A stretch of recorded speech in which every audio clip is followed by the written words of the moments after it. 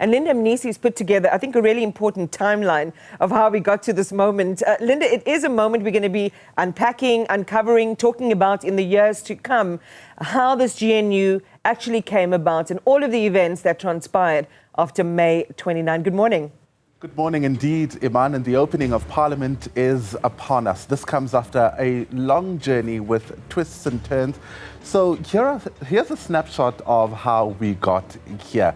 So on the 29th of May, South Africans headed to the polls for the general elections. Now, on the 1st of June, aggrieved parties lamented what they called vote rigging. The very next day, the 2nd of June, the IEC went ahead and announced the final elections results. A couple of days later, the 5th of June, the ANC invited all parties to form a government of national unity. It was on the 14th of June that GNU partners backed the ANC's Cyril Ramaphosa's election as the president of South Africa. The 19th of June, Ramaphosa was sworn in as the head of state at the Union Buildings. And today, the 18th of July, he's set to address the first official sitting of the 7th Parliament. Let's turn our attention now to the first government of national unity, which was formed in 1994, and how that compares to the recently formed version of 2024. Now, in 1994, the president, Nelson Mandela, came from the ANC. The first deputy president, Thabo Mbeki, also came from the same party, the ANC. There was also the position of second deputy president given to the National Party's F.W. de Klerk. So overall, the spread of ministers was as follows: 18 for the ANC, 6 for the NFP, 3 for the IFP, and 1 for a non-aligned cabinet member, which was Chris Liebenberg, who came from the private sector. Fast forward to 2024, here's how the GNU makeup looks like.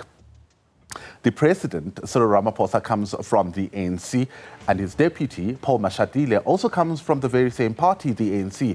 This time around, the split of ministers is as follows. The ANC has 20, the DA has 6, the IFP has 2, the Patriotic Alliance has 1, the Freedom Front Plus has 1, the PAC has 1, and Good Party has 1.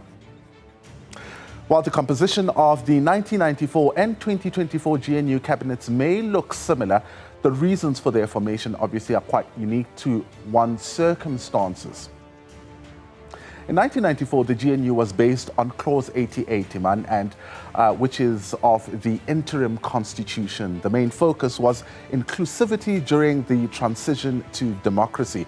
The GNU was to oversee the drafting of a new South African constitution.